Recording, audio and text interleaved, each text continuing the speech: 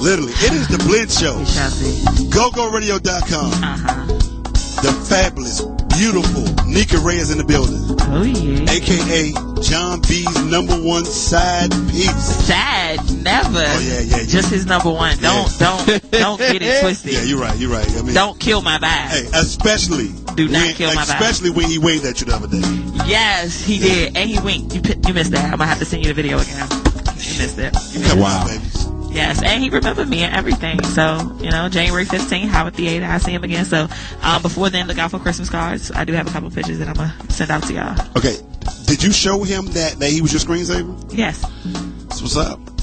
I ain't going to show you what I gave. I'm trying to think. Is there any woman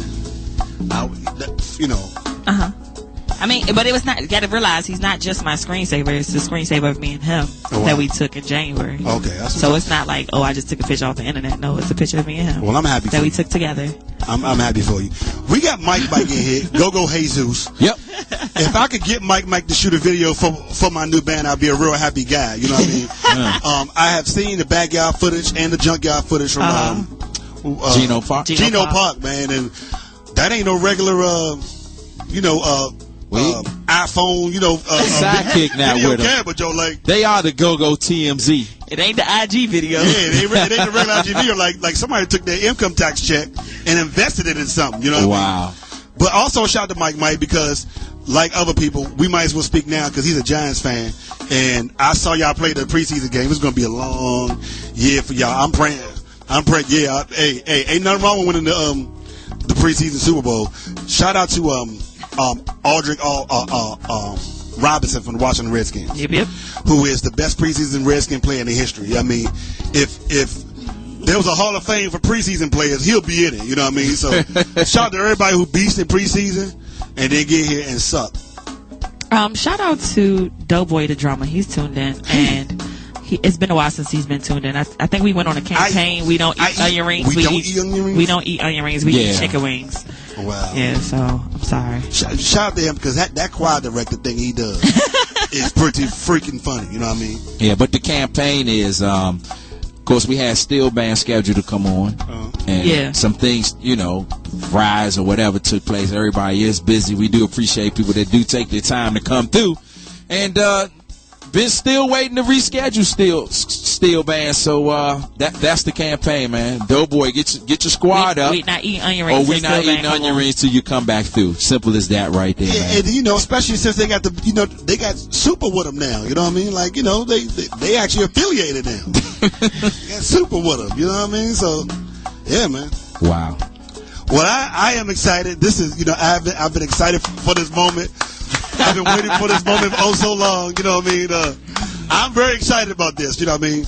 Ladies and gentlemen, we have the privilege and the esteemed pleasure of having this great man in the building. I didn't think he was going to show up. I actually put money on it. I said 3 people would never come to the Blend Show. And I thought he was one of them. You want to name another two? No, we not. I'll name him because here's the thing why I won't name him. You don't want to jinx him. Because if Dirk can come, if we can get Dirk in here, we can get anybody in here. Ladies and gentlemen, from the Vybe Band in the building, the king of it. You know what I mean? Like, let me ask you a question. Okay, first of all, let me. Really? You ain't even give him. Yeah, you're right. I'm jumping there. He ready, Can he say hello? I'm sorry. That's the mic. Ladies and gentlemen, from the Vybe Band, Dirk is in the building. Hello, Dirk. Hey, check. Okay, yeah. Check. Here's the thing. Okay. These mics are like a regular go-go. Hey. Oh, no monitors. No monitors at all. You know that. Yeah, welcome, man. We're on Buck System. You definitely on Buck System. Right. You on the. How you doing, man? I'm good. Welcome, man. Oh, man. Thank you, man. Yeah, man. Yes, welcome. This is your first time here. I don't know why I wasn't come on here, though. Y'all invited me. I can't. I missed one time. One invite. Yeah. No, see, what happens is we talk about it all the time when I see him, but he's never fully. Yeah. We'll just leave it there. Like there's something else going on why I shouldn't have came. Where I don't know, because I wasn't asked, and then. Oh, he was asked. Nah. You were asked. I say nah. It ain't like. Get close to the mic. Oh, my bad. Make sure we hear this. Yeah. So you don't remember me bringing that up a couple times? You could have, but as long as if we nail down a date and we say we gonna do it, I'm there. Okay. Man, I'm with you. No, but here's the thing, and this happens to me a lot. I could be drinking or I could be out and so much could be going on and I don't remember. You know what I mean? There are people literally who swear they know me, or and I'm sure you deal with this too. Like people will swear you don't remember talking to me, or you don't remember having sex with me. That happens to me a lot too. But no, I could be moving along too far. Boy. Yeah, but sometimes you could just not remember. Yeah, well, no, I told you. I said the first time you asked me to come, I said make sure you remind me, and you sent me a text and remind me. And as long as I'm reminded, I'm good. Yeah, man. Well, them dates creep up. Yeah, they do. Well, I'm glad that you did not get sick. You know what I mean? Yeah. Because the last time, that's what happened. You know what I mean? Yeah. And then stuff starts speculating. You know what I mean? Call out. Yeah. Then I got called out on Facebook. No call, no show. I got tagged, and I said, "Oh, I'm ready." But they was on Facebook like, "Man, I'm scared or something." Yeah. No, I mean we made a post on Facebook saying who would our listeners like to see inside the Blend Show. Yeah. So they named you, and I said, "Well, he was scheduled. He was sick." Until we reschedule, we won't know. So, had to let you. I love it. That's my man, though. I can't deal. Okay. First of all, I have a great relationship with Derrick. Because people don't realize. I've known Derrick literally. When I first met him, he was Total Recall Derrick. Then he was Publicity Derrick. I remember that. Rest in peace, Tony. You know what I mean? And did people ever used to think that you and Tony was related? Because to me, y'all do look alike. Nah, I never get that. You never got it. Yeah, y'all actually sounded like a little bit too, though. Like, yeah. So rest in peace. So I've known him for a long time, and I think one of the things that people do fail to realize is this man been around for a long time, and he was around. And I tell people the story all the time. When I was in Listen, Derrick tried out for Listen. Killed it, you know what I mean? And then I'm like, man. Yeah, and I didn't even know that was a audition. Yeah. Oh, you didn't? No. Oh, you Quick asked me to come, and I went, and then I didn't know I was auditioning. That's what happened? Yeah, I got there and sang, but I didn't know I was auditioning. I probably wouldn't have went if I was auditioning. Really? Yeah. Oh, that's another. Here's the thing, though. For like 2 weeks, I'm going to tell you who came to try out to take Scooby's spot. Well, at least I thought. You came in. Khalil came in. KC from Junkyard came in. Like, a lot of people came in. But I think because I was pushing for it, you know what I mean? Because a lot of times, especially in Listen, everybody didn't know people's background. You know, sometimes if people just see you, if they only see you in Vybe, that's all they know. They may not know Publicity. You recorded records with Publicity, and you know what I mean? So I'm thinking like, man, like I felt like it was going to be some great situation because I knew he needed help, and it never worked out, you know what I mean? But for me, I just respected it because you kept grinding. Like you played in a lot of people don't know you played in Black Alley. Right. You know what I mean? So what happened with the Black Alley thing? My man, a friend of mine I grew up with, knew Omar. What was the other manager? JB? Randy. Nah, it was another short dude though. Oh, Jawar. Yeah. Jawar. Wow. Knew him. Yeah. And they was looking for a lead mic dude. So he asked me would I help him out. Mm-hmm. So I went to the rehearsal and I started playing with him. But at that time, I'm still with somebody. I was playing with somebody too, but so I played with him for a little while, and then I just, it wasn't for me. Mm-hmm. So I just, stepped off. But also, to me, it shows your grind because I mean, obviously, and we're definitely going to get into it. When you become Vybe, or now that you're Vybe, and you at the pinnacle or whatever, or you up there, people fail to realize the steps or the work that people took. We trying this, I'm trying this, you know what I mean? Because you were really still keeping it moving, you know what I mean? I think sometimes that's missed upon. Right. Yeah. You tired? Okay, no problem. Don't worry about it. Yeah, don't worry. So let me ask you this first question. Now, okay. Are you familiar with the Blend Show? No. So have you ever listened to the Blend Show? No. Okay. Have you ever heard the term Shoobie Doobie? Yeah. Okay. So that's you? Hold on. I'm asking a question. So, what have you heard about it? I mean, to you, what the Shoobie Doobie mean to you? Those are the bands like the Vibes that sing a lot of songs and don't yell in the mic and make a lot of noise. Not quite. Shots fired. Now, mind you. Because you shoot them all the time. Shots fired. From what I'm hearing. But I ain't hear it on the Blend Show, right? Okay. But I heard. Would you hear that? Actually, yeah, was it somebody else on the show before you? No, it's been me, baby. Or somebody else here that ain't here no more? I mean, you know, we have guests so people fill it in, you know what I mean? Because somebody else used to do the Shoobie. Somebody stole the Shoobie Doobie thing from you on another show, maybe? Well, you know, Bugs came to me. Bugs had a show, right? Mm-hmm. And Bugs wanted me to come on his show. Mm-hmm. Treetop. But he said something about somebody not there no more. Like, I was going to be offended from coming on his show because somebody talks down about Shoobie Doobie or people that sing. And I'm looking at him like, man, everybody can have their opinion. Yeah. That doesn't bother me. I don't care. Yeah, and to me, that's not what it is. You know what I mean? Tell me what it is. Okay, well, to me, and you know, it's almost like, and I'm gonna break this down. It's almost like some people like spaghetti, some people like lasagna, okay. Some people like Trojan condoms, some people like latex, the cheap free ones from the clinic. Okay. Some people like beer, some people like wine. Some people like their coffee with cream. Some people like it straight. You know what I mean? And then some people like their go-go different ways or whatever. Now, Shoobie Doobie to me means a band that plays one beat all night and plays covers. To me, a Shoobie Doobie band would never have no originals. A Shoobie Doobie band would never create. It's just like one long karaoke jamboree. But obviously, there is a platform for it. Just because I don't like it don't mean somebody else don't like it. Right. So and basically what Chuck was. No, because Chuck actually made songs up. Nah, well, not really. A lot of those are covers. Okay, well, there's a difference between a cover and a remake. A cover is the song that's on the radio right now that everybody's doing. A remake is a song that somebody takes and redo. I don't think it's the same thing. Do you? Nah, there's not. Yeah, so... I mean, but... And you're saying is you put a different arrangement to it. That's what you're saying. No, I'm not saying that. I mean, you know, I'll give you a perfect example. When he did Run Joe, that was Louis Jordan. The original came out in 1929.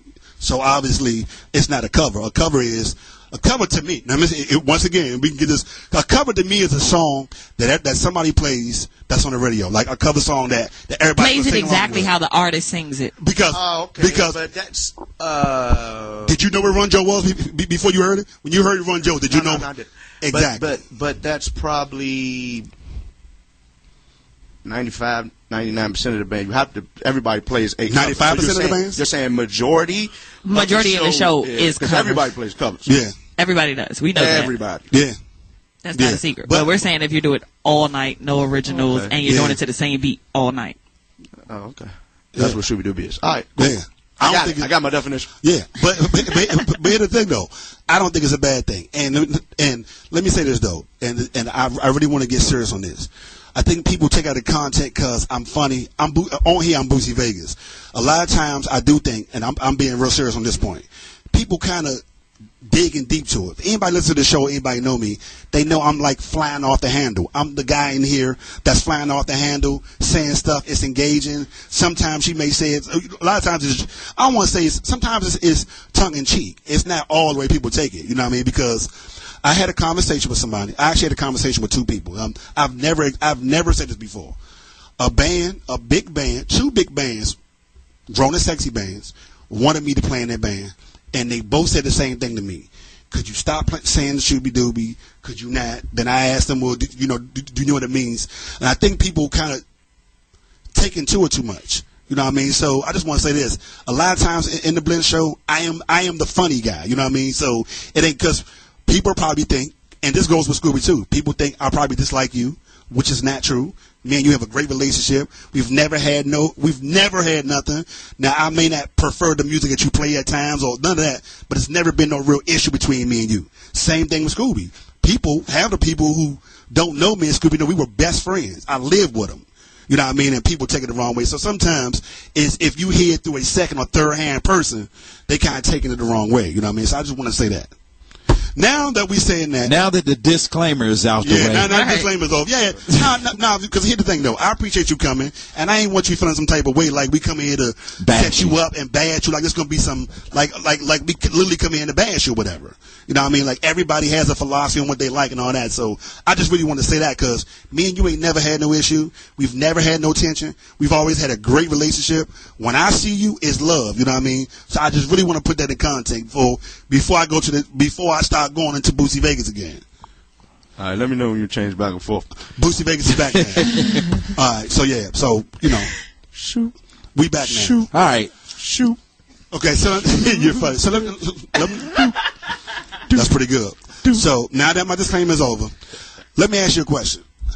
How would you describe your sound of Vybe to people? Like, you know, somebody who's never heard Vybe. You know what I mean? If I'm a person from outside here or whatever, how would you describe Vybe to them? I mean, I would summarize it. I mean, I like to simplify everything. Mm-hmm. So it'd just be good, clean music. Good, clean music. Yeah. Mm-hmm. Do you think you guys are a good thing for Go-Go? Like, do you think you guys have been a positive asset to the landscape of music around DC and Go-Go? In your opinion? It depends on. I mean, because that's a broad question. I mean, I would say no, but not a negative impact either. Mm-hmm. So I don't want to go to where we the opposite. I don't think I'm the front runner where I'm bringing an impact for everybody to follow. Because I mean, Chuck ain't long gone, so we should be following that. Absolutely. So I ain't gonna say that I'm one that's up there doing that. Mm-hmm. Do you think Grown and Sexy, the whole Grown and Sexy scene, by a guy who's grown up in Go-Go, do you think that's been good for Go-Go, in your opinion? I mean, obviously the term, I mean, because I'm sure you know what a Grown and Sexy band would mean. Do you think the Grown and Sexy thing has been a plus for Go-Go? Yes. Please, I would love to explain. Because it's, for one, we rumble with each other in the Go-Go community. Mm-hmm. So just like there's no uplifting, why do we have all these different genres in this one small ass market? I mean, we're just playing. The Go-Go is just the groove. It's us. We keep going. We keep playing. Does it really matter what we playing or the style that we play? If I'm Frank Sinatra and you Stevie Wonder, does it matter? They both playing music, right? Yeah. It's just the different styles, different flavor of it. So why do we separate it? And you sitting on this corner, you sitting over in this corner. So now, on the Grown and Sexy circuit, I mean, we do have our issues too, but it's not like when you go in that Go-Go Convo and you see them bands beefing with each other. Yeah. I mean, going in, the band members beefing with this band member. I go in there just for entertainment. The posts it'd be 135 posts. But the crazy part is down there, everybody is focused on the other band. How can you focus on what you're doing? Yeah. I stay in my lane and get out the way. So that's why I say I'm not making an impact. Because I'd rather be under the radar. Because at the end of the day, it's about the music. Now, to answer your question, I can play in venues that other bands can't. Absolutely. So that's why when all those venues crumble and you can't play, I'll still be able to play. Absolutely. Well, could you tell me what you think the pluses of Grown and Sexy and probably the minuses of it? I mean, you know, obviously the good things. Like, in your opinion, what are some of the good things that Grown and Sexy Go-Go has brought to Go-Go? That's the thing, man. It's like... Please get close to the mic. It's almost like you're saying that it hasn't been here. To me, Grown and Sexy started with Chuck. Okay. That's just what it's been. And so it's always been here. You understand that if he's the creator of Go-Go... Right. Why aren't there enough bands that want to follow his style? Yeah. Do you think created it? Do you think you've been following his blueprint? Yes, most definitely. Everything I do comes from Chuck and as well as my influences that I had coming up. So why haven't we heard no Vybe records then? I mean, because I'll tell you that. For one. I'm just asking. Not for real. I know. I understand that. You ain't the first person to ask this. Great. All right? You're not the first person to ask this. For one, when I sort of fell in the Vybe. I still sometimes think, man, I own a band. I don't want to own no band. I don't want to be the leader of a band. So basically, I was doing R&B, with a band that was called Virtuous, a drummer named Tony McGee. And we were playing at Jay's out in Laurel. Mm-hmm. Man, you know, it was his band. But he had some musicians playing with him, and I was like, oh, my God, now I can't do this. So I called in some musicians. No congos, just R&B. So I then, you know, I got a little tired of it. I just said, you know what, I'm done. I ain't gonna do it no more. Well, the promoter that had the venue basically said, look, you got to come back. I mean, we was getting 300 people in there at night on a Thursday, just doing R&B. So it was winning. It was winning. So he wanted me back. The drummer left. I got another drummer. So what we did was I came back. I said, because I bought all the people in the band, I figured, you know, I ordered them, keep them working. I come back. We say we need to get a new name. So we let the people in the audience bring names up. Really? Is that how it happened? Yeah, we had the show. Said, look, we need to get a new name. They brought up names, you know, I didn't like none of them, so I decided on Vybe. The reason why I picked Vybe, because we never rehearse. We get on stage and we vibe with each other. So I'll send out an MP3 to everybody. You learn it. We come to the stage, we put it together. So that's how the name Vybe came up. That's cost effective. The go-go piece of it came on my 30th birthday. I had my birthday party at Jay's. And I called up my cousin, rest in peace, Lil Benny came through. And Marky Mark came to play congos. And then the energy that came from just doing that, we just started playing pocket. And then it was from there on just when we started playing go-go. Were you surprised by the reaction y'all was getting? No. I mean, so you kind of knew it was, especially when y'all went to Tacoma Station. Like, I know y'all had moved to Tacoma Station on Thursdays. And that's kind of like, for me, well, it was Tuesdays first. Tuesday, that's right, yeah. Well, it was Tuesdays first. Not really. But the thing is, like I talked about that focus again, I never focused on the reaction. I focused on the music and the sound. But one thing I can say, you get a lot of bands that everybody get their run. Everybody in the Grown Second Circuit or anywhere, you get a run. You on right now. You do get a run. You can fall back a little bit, but you as strong as you are when you're not having your run at that time. Can you survive through that? Right? So I never really focused on that. I always just focused on sounding good. I ain't did nothing to build no hype until basically we got Steve Roy, or maybe Love before that. But other than that, we just played good music. That was it. All that other stuff, just keep your focus on your music. I ain't focused. I can't worry about what people think, what they doing, because then I lose focus. I can't please this person, that person, that person. I can't do it. Please myself. So that way, if I do fail, I do know I please myself. It's a great way of looking at it. I can respect that. Well, let's take it back. How did you get into go-go originally? Like, what was your very first introduction to go-go? About 6th grade. Wow. Oh, my goodness. That's how my cousin, Earl, me and my cousin, we first cousins. We Singer Earl? Nah. Lead talker Earl. Yeah, Total Recall. It's my man, too. So that's how we started Total Recall. And then we hooked up with Adrian, who was playing congos for Total Recall afterwards. And his brother was the drummer for Certified Funk. Okay. So we would rehearse at his house. Shout out to Certified Funk. See, if everybody comes from that era, or the Big Butch era, people may call it. Yeah. You definitely know who they are. We got in the Big Butch era, and we started playing. And then, you know, during that time, Total Recall, we had Lil Pee Wee playing drums, and, you know, we was young. We go in there, we get it done. We do what we had to do, get it done. But then I just hearing this band called Publicity, and the musicianship was like mature. Yeah, I was like, oh, I gotta get with these people. So I got in the band with them, and then I played with them for a little bit.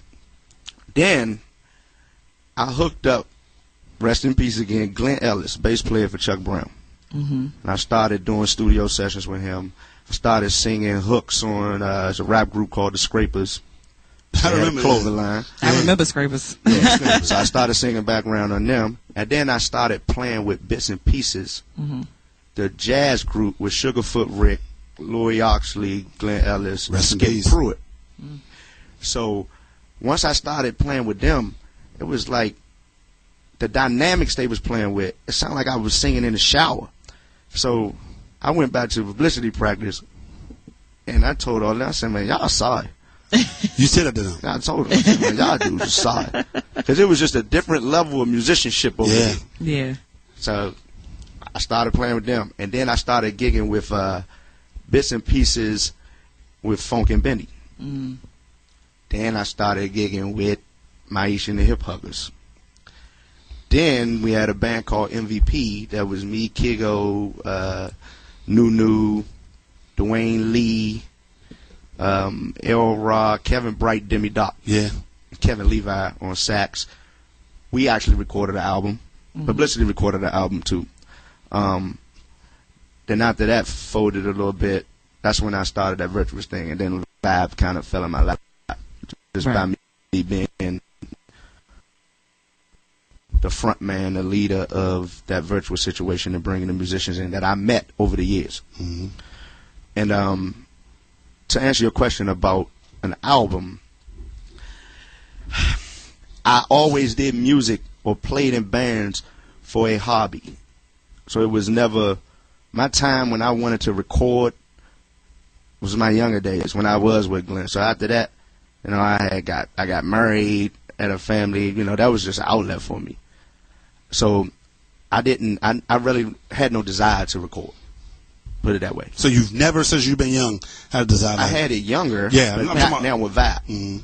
I got a little bit more of a desire now to record, but I didn't have it during the majority of the years with Vybe to record. For one reason being, like you say about the covers, without the covers, I don't think a lot of bands even survive, because you got this small market. So if you look at a national artist that records, a national artist records originals, but yet they go city to city to play for different people. We're playing for the same people every week. Only person I think can do a show here multiple times is Frankie Beverly, because he don't have no new music and he sell out all the time. Yeah. But the fact is, if you went to a show to see a national artist, majority of the time you're not going to go back the next night. You've seen it. You don't want to see the DVD of the same set that they did. You don't want to see that. So the covers keep you fresh, because you can play multiple covers. And there are cover bands in every city in the United States. Well, devil's advocate then. So if you are playing for the same, if you're playing for people and you're playing for the same people, you think it wouldn't be too much? I'm just being devil's advocate to maybe, you know, play one original song then?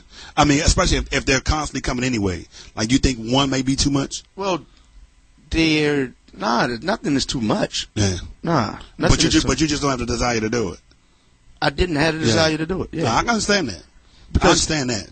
I mean, it's really, I'm not going to do it for the people that say they don't play originals. My focus ain't on them. I'm not focused on them at all, because at some point they just got something to say. It ain't like they said, oh, these songs that they are playing sound good. It just goes straight to the negative. And I try to tell, like, people in the band, by the way, new band members, this is probably the youngest my band been. So I try to let them know, man, people that speak negative, it sounds like they're roaring. It sounds like they're yelling, because especially this go-go industry feeds off of negativity. The DC area in general feeds off of negativity. Can't focus on that. Focus on the people that are coming out and that are partying and enjoying you, because it's actually more of them than the people that's wrong. Correct. Yeah. Everybody not going to come up to you and tell you that y'all did a wonderful job. Absolutely. But their energy will show you that you're doing a wonderful job. Yeah. I can respect that. So I understand you said you got started in 6th grade, right? Yes. So while in elementary school, were you always singing?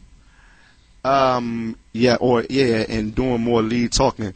Actually, I guess we didn't call it that back in our time. The number ones and number twos. We didn't do that. I didn't know what the number. So we was just on the microphone. So I probably was a number 2 back in the day. Backup rapper singer. Backup rapper singer. Yeah, because I wrote raps. I rapped songs. I yelled. I did everything. I want to hear a rap. Dance. I want to hear a rap. No, I have a Metro World tape with him playing with Total Recall. Oh my God! I actually have you know what I'm talking about, right? I don't know. Okay, you probably don't want to bring it back out. I'm gonna tell you. Oh man, I was sorry as all over. Man, I was sorry back then. You know, you're going through the voice change and all that. Oh my God. Yeah. Was I sorry? And playing with Total Recall, Publicity. You know, you got the drummers. They want to be cranking. They were getting this loud. Then we playing in these little venues, so the stage real crumbled. Everybody's cool together. Yeah. You can't hear nothing. You find yourself yelling. It helped me though. Yeah. Because now I can sing on any stage, even if I can't hear. I can sing. Right. But did you like sing in church or talent shows? Any of that? Nah, shower. Just I did. Nah, I never sang in a talent show. I did some breakdancing. What? Hold on, but you so yeah. I wasn't expecting that to come out. What was your breakdancing name? Dangerous D. Dangerous D. Yeah, I believe you. Yeah, I believe you. Yeah. Who was parachute pants? Windbreaker. They back now too. Hey, them parachute pants is back now, baby. You happy, Boosie? They back? I didn't wear them then, and I'm not wearing them now. Wow. Brother. I mean, I sang with Total Recall, but I don't think I really learned how to sing until I got with Bits and Pieces. Really, and why Bits and why Bits and Pieces? It was the dynamics of the musicianship and just the ability for me to control my voice and not have to sing over top of what was going on stage. And push. Yeah. So I was able to control my voice and just learn how to sing. And I have no professional training. Wow. I was going to say, did you ever get any training? I never had a vocal coach enough. Nah. Because it wasn't that serious. It's always a hobby. I wasn't pursuing to be a musician. That's why I go to Shoobie and say, that's your profession. You want to be a musician. Right. So do you play any other instruments? No. Just your voice? Just the voice. Have you tried any other instruments? I tried, not really. I bought a guitar, but I wound up giving that to Jock. So I don't have that anymore. Well, how long did the guitar experiment last? Probably a week, because I gave it to Jock. A whole week. I bought a brand new guitar. I had my little DVD. They taught me a little couple of chords. I played them joints. And then, but Jock was playing on this guitar that it was hurting my ears at the gig. The sound was just terrible. Yeah, so I gave him the one I had, and so because I needed some tone on stage, that was killing me. Wow. Hey, this is the Blend Show. This is GoGoRadio.com. We got the one and only Derrick from Vybe. Yep, the sounds of Vybe is in the building tonight, man. Boosie Vegas is up in here. Oh, yeah. Nika Ray is up in here. Oh, yeah. And, of course, we got our videographer tonight, my man Mike. Mike is on the other side of the camera tonight, man. Real talk, man. Having a good time, man. If you have a question for Derrick, hit us up. You already know. The Blend Show. All one word. Hit us up on Twitter. Hit us up on Facebook, man. If you got some questions, let us know. We finding out a lot. Boosie Vegas is getting his answers. And Derrick, you said something that was very interesting to me. You said like you do the cover songs. The way you do them, the people keep coming. It's what they want to hear. You keep giving it to them right here in the DMV. If another artist come in town, other than Frankie, New Edition for me, and Earth, Wind & Fire for E, and John B., because we're going to go to every show that those three artists bring. But I understand what you're saying. But my question to you, because you said that you got your format, your blueprint, from the late, great Chuck Brown, and I respect that. I have not heard one band member come in here and ever say that. So, but my thing is, or is it even in the Vybes vision. If you go to St. Louis, what do you give St. Louis? If you go to Minnesota, what do you give Minnesota? You just do your cover set? Because the difference with me is, and I know you said Chuck Brown did it, and I say that also too, and a lot of people have tried to take my DC card and my Google card because I said Chuck did covers too. But Chuck, to me, he also did a lot of remakes. And I think that's something I don't think Boosie pointed out, that we say a lot on the Blend Show. There's a difference between covers, and there's a difference between covers and remakes. So when Chuck goes out of town, I've been out of town with him. I know my band has done it. I know I've been out of town with Listen. I know they've done it. I haven't really heard too many remakes. And I've come to see Vybe, and I got some Vybe CDs. I hear more cover sides than remake sides. So my question to you, if you go somewhere that's not DC based, not when we tear Miami down, because those are our foes down there, but right. If you go to St. Louis or another city, what does Vybe give them that's Vybe? I mean, I probably wouldn't change much, but for instance, I could argue that some of ours are remakes as well, because they don't follow the same format as the cover song. Not all of them. Like, say, for instance, there's no way I could have covered Everybody Wants to Rule the World like the record and put it in the pocket. There's no way. Actually, when we played that song at Tacoma Station, I had no clue of how we was going to do that, because we didn't rehearse it. Right. You just vibed it. Yeah, we just vibed it out, and it came out. If you hear the original song, nothing like it. Nowhere near it. The Hall & Oates, I can't go for that. Nothing like it. So we don't actually cover the song like it is. So I would argue that, because the groove is going to be different. It ain't no different than being a reggae band. They cover the song, but it's a reggae feel to it, though, ain't it? Right. What's the difference? Okay. When you do the national artist songs, that's hot. And let me get a minute there, because I'll do the DC Go-Go Band songs too. That's where I was getting ready. Anything. That's where I was getting ready to go. Nothing is off limits. I was getting ready to go. What was the game plan? Because I think we've talked about this in the Blend Show. The cover bands, they'll cover national artists, but how does your group feel, or how was the feedback done when you cover a local band song? About who? From my band? Or like your musician? Well, some of the musicians in your band are part of some of the songs. I've noticed that. But I'm just saying, like, say, say, for instance, like, I pushed this because we just got the CD out, Beautiful Life. Say you was going to do that song. Okay. Would your band members be like, nah, man, we can't play that Chuck joint, man? I wouldn't really worry about that. See, that wouldn't be my focus. We going to play it. If I want to play it, we going to play it. Okay. I mean, because you can't have that disparity. They have to, we got to follow, they got to follow my direction. Now, that doesn't mean they don't have any input. Okay. But I don't need them coming back undermining me and questioning what I say we should do. Okay. So the majority of the songs in you all's playlist come from you as the leader of the band? Yes, but no. I mean, Steve will bring his songs. I don't pick songs for Steve. Okay.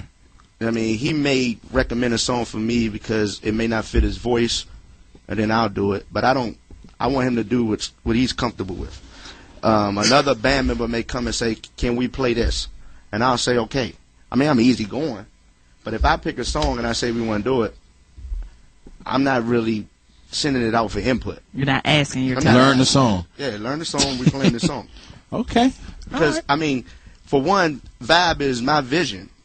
So I'm really right now, I'm the last original member left of Vybe since we started at Jake's. Wow. Wow, that's big. Okay, some questions, some things I always wondered. You answered that for me. I think you set yourself up for failure if you're going to allow. And that's sort of the culture in a lot of go-go bands. It's like, we're all one. And it's hard to do if you're just starting and you're not getting paid, and you can't really see that leader or that authoritative figure in your band.